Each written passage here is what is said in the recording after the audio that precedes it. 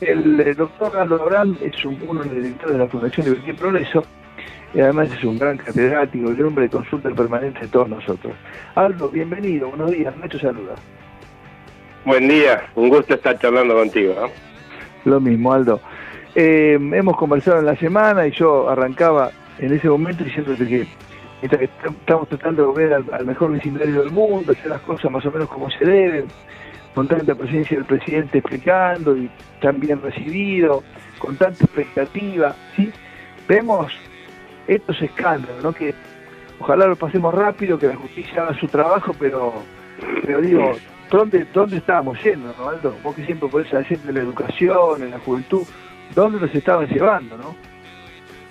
Sí, lamentablemente lo que pasa es que cuando el populismo se asume, en general lo hacen en forma democrática, por el voto de la gente, empieza a apropiarse del poder, ¿no?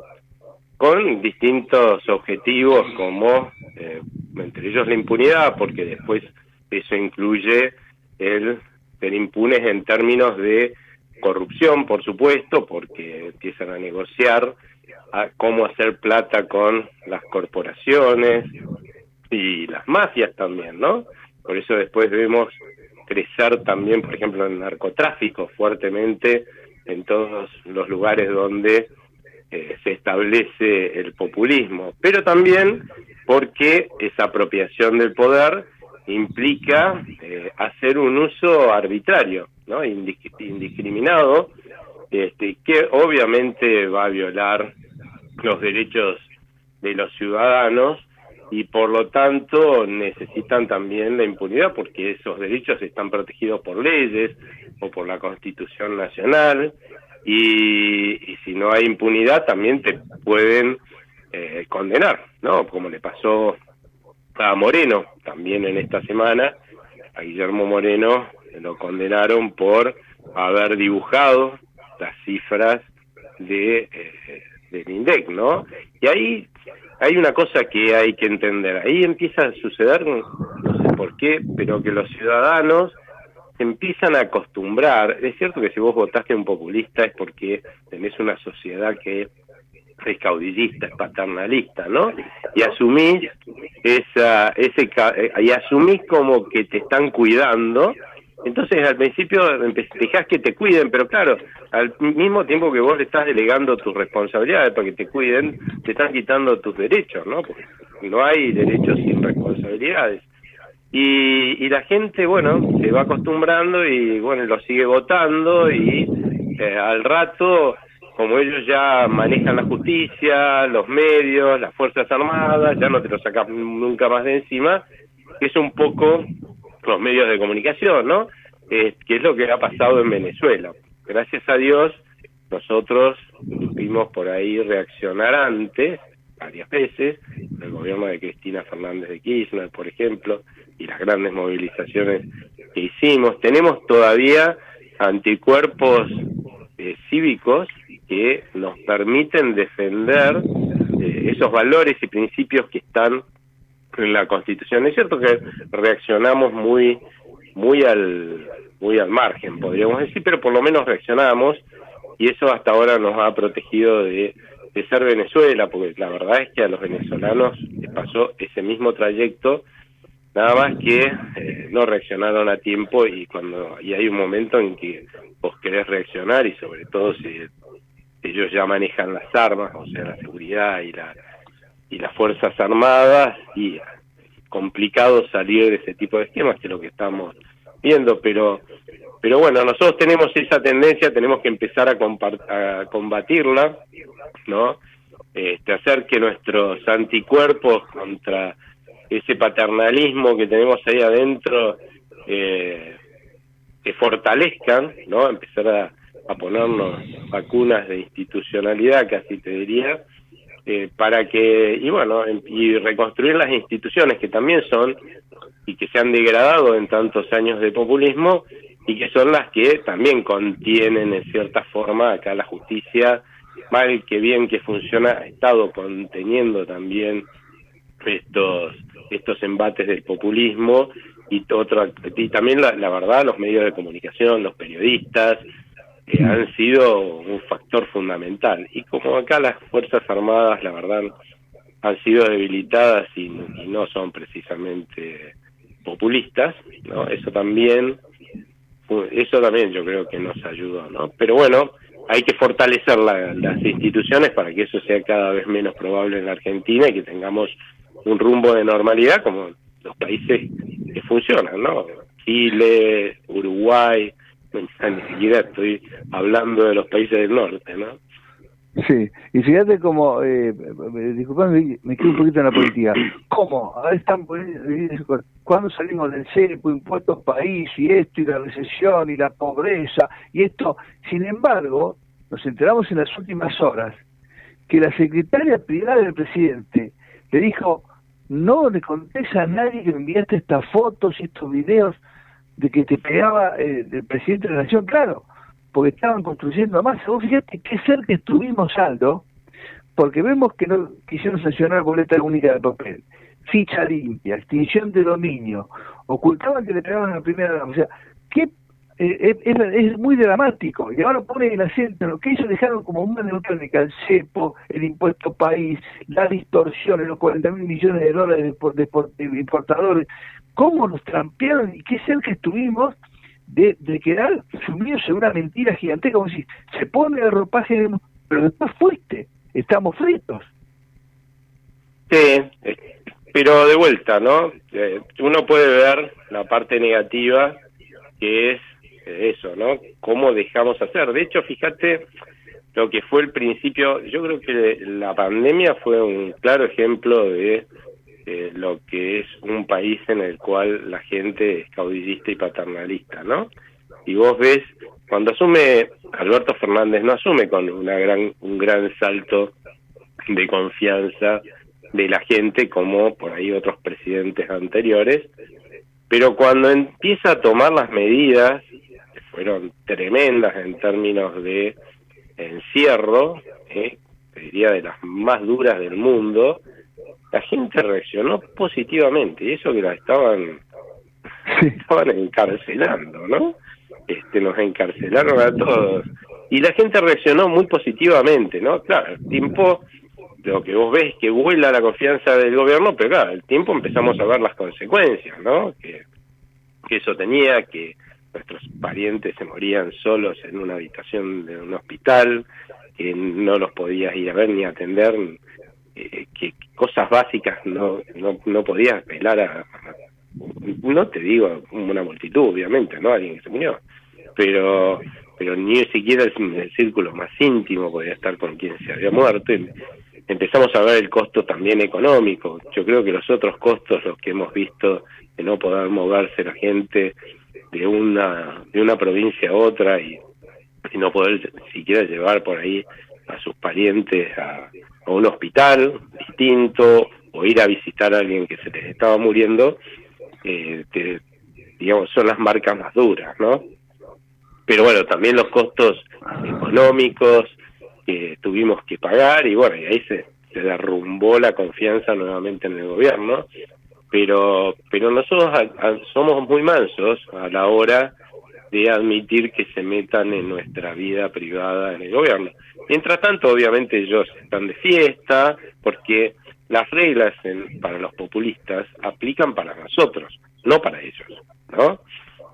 Entonces, porque el populismo lo que piensa es que la Constitución, las leyes y todas esas cosas, a menos que sean las que ellos imponen, en realidad son normas que han sido gestadas para sojuzgar a la gente, ¿no? Y ellos medio como que vienen a liberarlo, y por eso se consideran que están por arriba de las leyes, porque ni siquiera la Constitución vale, porque ellos representan la opinión, a la voz del pueblo, ¿no? Y así actúan, y bueno, y después, claro, cuando empieza a saltar todo ese pus que ellos han generado, a todos nos asombran, pero bueno, muchas veces nosotros somos los que dejamos hacer, ¿no? Porque sí, fíjate lo de Guillermo Moreno, a principios de 2007 empezó el dibujo, todos sabíamos, todos los argentinos, que la inflación se dibujaba. Nadie seguía la inflación oficial. No ¿Cómo? la ¿Te acordás seguía que le pusieron absolutamente nadie. multas y clausuraron consultoras? ¿Vos te acordás que clausuraron consultoras? ¿Qué puede creer? Sí, totalmente. Pero fíjate vos, ¿no? ¿Cuántas elecciones ganaron después del 2007? Increíble. Y te estaban mintiendo, te estaban engañando en tu propia cara, y vos lo sabías, ¿sí? O sea que tenemos también una baja dignidad, te voy a ser sincero, ¿no? Porque es una cuestión de dignidad y que te respeten, en una palabra, ¿no? Que no te mientan. Por lo menos, si te mienten, bueno, y vos no reaccionás, debería ser porque no te enteraste que te mienten. Pero sabiendo que te mienten, dejar que te mientan y encima votarlos, bueno, eso todo esto de vuelta. Por lo menos tuvimos y tenemos, creo yo, los anticuerpos suficientes como para no dejar que estas violaciones de derechos, de las normas, escalen a niveles como escalaron en Venezuela. Y bueno, y tenemos hoy una oportunidad, ¿no? Porque es cierto que hoy la urgencia, y para eso por ahí me llamaste, mira, estamos hablando de todo esto que a mí me parece más importante, ¿no? Pero lo otro es lo urgente. La verdad es que si nosotros tenemos ahora la oportunidad, más allá de que estamos hoy imbuidos en esta urgencia de tener que resolver los problemas económicos, porque hay gente que se quedó sin empleo, hay gente que todos nos hemos empobrecido, pero hay gente que la está pasando muchísimo peor, ¿no? La pobreza. La verdad es que el siguiente paso que estoy seguro que vamos a dar con este gobierno es hacia reconstruir la institucionalidad perdida, formar ciudadanos, que no es solamente una responsabilidad del gobierno, es también tuya, mía, de todos los que podemos tener acceso a la opinión pública, ¿no? Y bueno, y eso nos va a ir haciendo madurar, y ahí sí que nos vamos a poder olvidar de cualquier posibilidad de que Argentina alguna vez vuelva a tener un gobierno populista, y que obviamente pueda llegar a ser Venezuela. Tendremos discusiones normales como las que tienen en Uruguay, Chile, mirá, estoy nombrando países de acá, ¿no? Y Dios quiera, mejores que las del norte, ¿no? Aldo, diciendo lo concreto entonces, ¿cómo ves lo fundamental? Inflación, ¿cómo recibiste bases? Anuncios en San Juan, lo de la planta de edición Punta Colorada en Río Negro, la ex hoy venía como ya está tan optimista decir en Sierra Grande. ¿Cómo ves la salida del impuesto país, que parece que en septiembre tiene un hijo de puto? El tema del retorno en inversión, las cuestiones, decíamos, los temas que son fundamentales, pero que empiezan a ser, como me dijiste hace poco, ahora estamos discutiendo esos temas. Sí, no, una cosa que a veces los que critican al gobierno pierden de vista que hace 8, 9, a ver, no sé, 10 meses lo que estábamos discutiendo es cuando entrábamos en hiperinflación, ¿no? Una discusión un poco distinta a la de estar discutiendo cuánto más o menos se va a desacelerar la inflación, en todo caso, ¿no? Eso es una realidad. Estamos, por suerte, discutiendo estas cosas de la misma forma que en el futuro, Dios quiera, si reconstruimos institucionalidad, vamos a estar discutiendo cosas mucho más importantes que simplemente cómo sobrevivimos cada día. Vamos a poder estar pensando en nuestro futuro. Y ahí es cierto, bueno, hay formas de ver lo que está sucediendo hacia adelante con distintas, ¿no? Por ejemplo, hay toda una discusión al respecto de la salida del cepo a una unificación cambiaria, cuándo hay que darla, cuándo hay que hacerlo, ¿no? Pero uno lo que ve es que el rumbo, más allá de esta discusión, que es relevante, porque bueno, ya empezamos a entrar en la cirugía fina, no en la cirugía gruesa que hubo que hacer al inicio de este gobierno para salvar al paciente, sino ahora ya para que quede cada vez mejor. La realidad es que el camino está trazado, es el rumbo que hay que llevar, ¿no? Es el rumbo que va a hacer que en la Argentina, no los extranjeros, porque nosotros hemos puesto, los economistas, hemos impuesto esto de que no van a venir los extranjeros, y entonces, y la verdad es que si vos buscás cualquier periodo de la Argentina que haya sido el que nos llovieron, ¿no? Pero así, llovían inversiones del exterior, más del 70-75% de las inversiones eran hechas por argentinos con plata argentina. O sea, Claro. Lo que pasa es que si vos no invertirías en la Argentina, y por eso somos, según algunas estimaciones, el segundo país del mundo que más fuga capitales por habitante, es lo que estoy diciendo, ¿no? Eso te da una idea. Bueno, nosotros queremos que los otros vengan y nosotros estamos desesperados por sacar la plata de acá. Si nosotros vemos que las cosas no están bien, los de afuera también ven que las cosas no están bien, ninguno de los dos queremos invertir, ellos no entran, pero y nosotros no vamos, ¿no? Es un poco así. Lo que, por ejemplo, todo el mundo, hay muchos que critican el RIGI, que es un régimen que protege a las inversiones de más de 200 millones de dólares, no les cambia las reglas de juego, porque nosotros tenemos una ley de la selva acá en la cual los políticos se comen a los empresarios, ¿no es cierto? Entonces, o para que venga alguien a invertir acá, no hay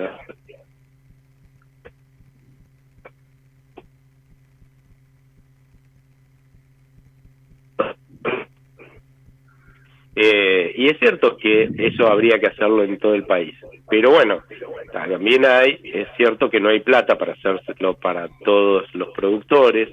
También es cierto que las resistencias de los cambios que hay que hacer para hacerlo para todo el mundo, por las corporaciones que se benefician con que eso no cambie, ¿no? Y lo aceptan por ahí para un grupito, porque bueno, ellos mismos ven que la Argentina así no funciona, pues nadie invierte. Imagínate si quisieras hacerlo para, ya costó el RIGI sacarlo como salió, que bastante diluido, y eso que es para nuevas inversiones grandes, ¿no? Imagínate si hubiéramos tenido que pelear para dárselo a todos, sacarle a todas esas corporaciones que se benefician con protecciones, regulaciones, subsidios, que a costa del bienestar de todos los argentinos, todo lo que están cobrando por lo que ya está, ya ha sido una batalla imposible de ganar. Por lo menos así las pymes se quejan, porque dicen, bueno, son 200 millones de dólares, que nosotros no llegamos ahí ni en broma, o sea que no nos van a proteger. Pero también es cierto que cuando entren en estas inversiones van a generar mucho más movimiento en la economía. A alguien le van a tener que comprar sus insumos, y ahí van a estar las pymes, a la gente de acá le van a tener que comprar los servicios, y ahí también va a haber pymes, y entonces se van a empezar a beneficiar todos, la economía va a empezar a crecer más fuerte, y con eso, ¿qué vas a lograr? Que empiece a haber plata, con lo cual lo vas a poder generalizar a esos beneficios que les estás dando a estas inversiones nuevas, vas a poder generalizarlo a todos los productores del país, y ahí llegaremos a ser efectivamente un país normal, y dejaremos de ser la ley de la selva que somos ahora, ¿no? Pero bueno, son procesos que hay que dar. Los milagros no existen en la economía.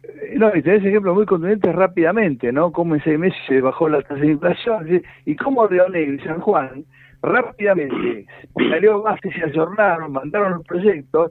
Río Negro ahora se quedó con la planta, se va a quedar con la planta porque Bertínez se puso en sintonía rápido. San Juan se quedó con 2 inversiones y hicieron proyectos en cobre por el tema bases. ¿Cómo rápidamente estamos, como decía, hace 8 meses discutíamos que valía más caro 1,5 litros de Coca-Cola que un litro de nafta? Entonces exportábamos nafta y acá no había. Lo que digo es cómo en poco tiempo nos ayornamos con provincias que por ahí estaban más cerquita de otra cosa, ¿no?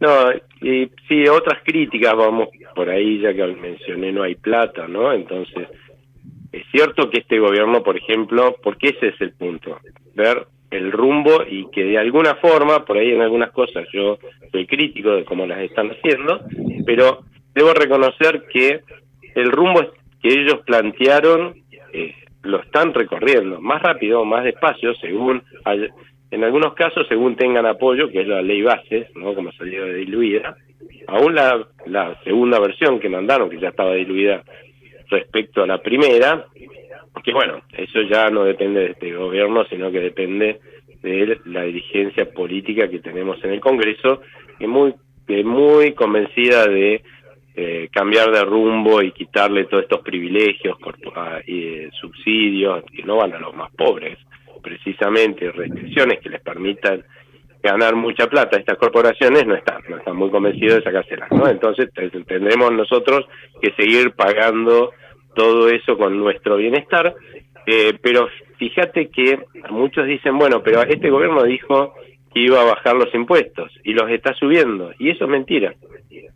Eso es mal análisis económico, porque ¿cómo puede ser que esté subiendo los impuestos si el gasto bajó? Deberían tener un superávit fenomenal. Lo que han hecho es cambiar la estructura impositiva del país. ¿Qué es lo que hicieron? Es cierto, aumentaron el impuesto país, pero bajaron el impuesto inflacionario.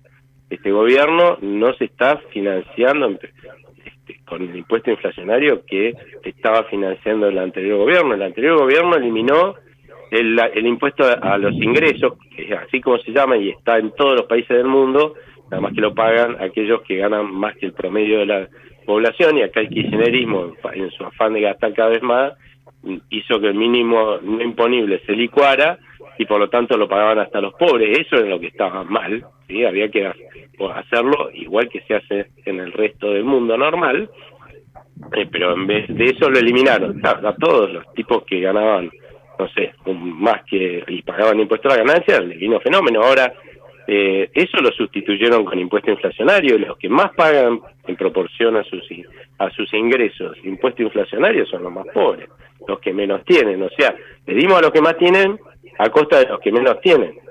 Bárbaro, un acto de justicia fenomenal. ¿Y vamos a mantener eso? No, hay que cambiarlo.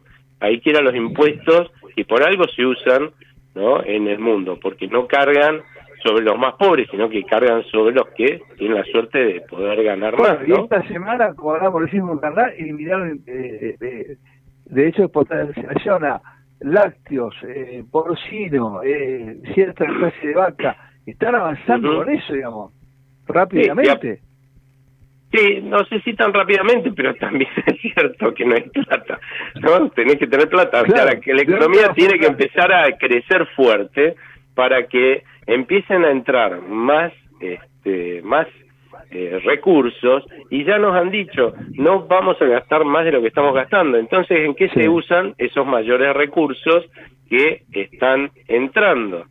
Se usan en bajar impuestos, que en definitiva, de vuelta, si uno hubiera sumado, ¿no?, a lo que se recaudaba impositivamente antes de que asumiera este gobierno el impuesto inflacionario, lo hubiéramos comparado a después, cuando ya ponele a la semana de que asumió este gobierno, que se dejó de emitir pesos, ya no iba a haber más impuesto inflacionario, porque este impuesto inflacionario que estamos sufriendo ahora es heredado del anterior gobierno, ¿no? Es el costo que tuvimos que pagar por el anterior gobierno y la destrucción de la moneda, y porque se financió con el Banco Central.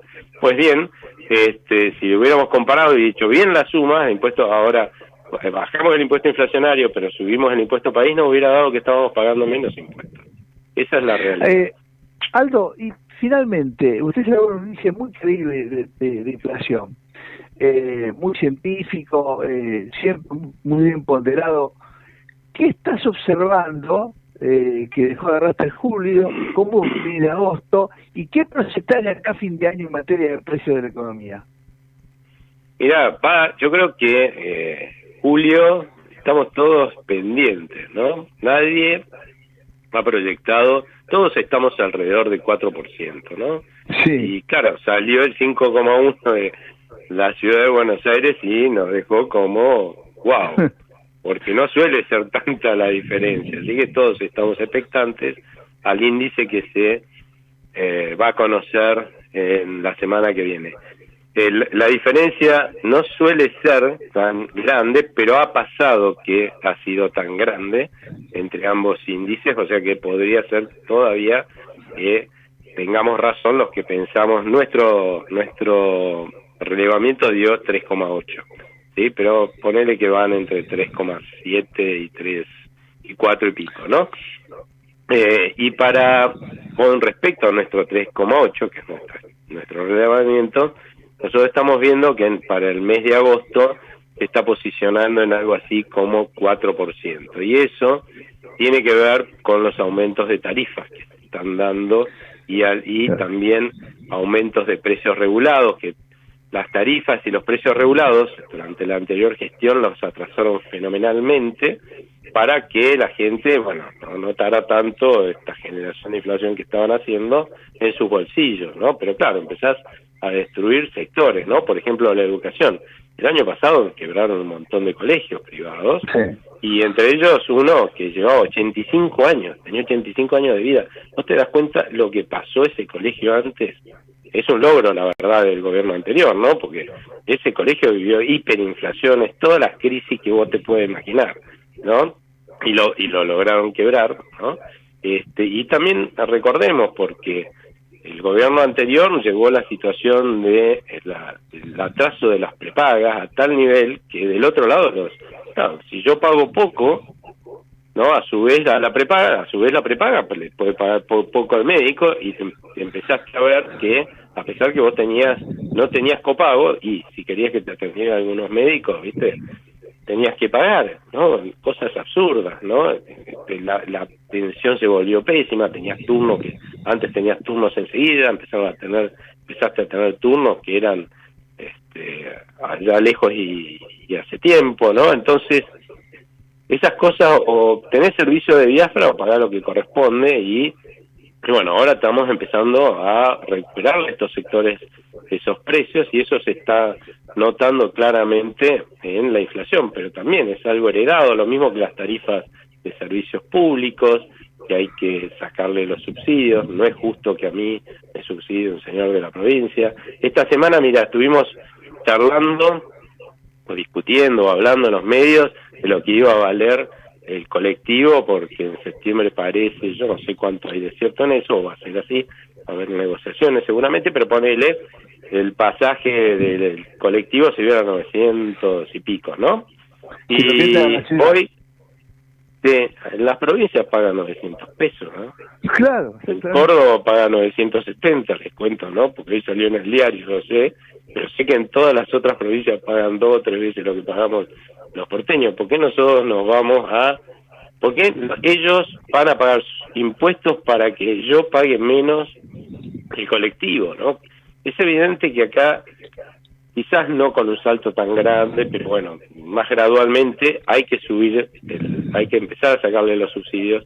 Por supuesto también a los que pueden pagarlos, ¿no? O sea, a mí, a una señora que vive de ser empleada doméstica, y bueno, a esa señora se la vas a tener que mantener, ¿no? Y bueno, algún día ojalá que gane mucho como para poder pagar lo que corresponde, pero a la gente que puede pagar, yo tomo tren, subte, y colectivo para ir a trabajar, y a mí me está subsidiando, ¿no es medio injusto?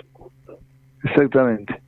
Aldo, como siempre es un gusto escucharte, agradezco la gentileza de siempre, te deseo un buen fin de semana, y estaremos, por la dinámica de los hechos, estamos, digamos, todo el tiempo con novedades. Por suerte, muchos temas de debate con futuro, digamos, debatir con temas complejos, que son futuro, esperanza, los jóvenes que siguen rajándose, eso es lo más importante, que estamos hablando me parece, convulsionado, pero del futuro. Totalmente.